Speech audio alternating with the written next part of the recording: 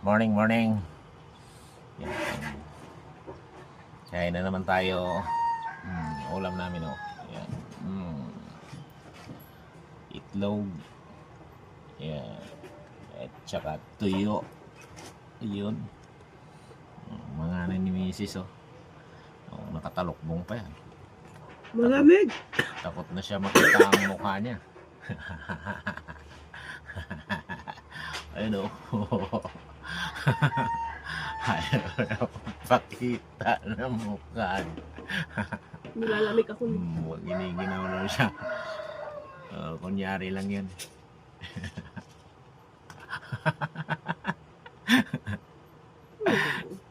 Sinusumpong kasi siya.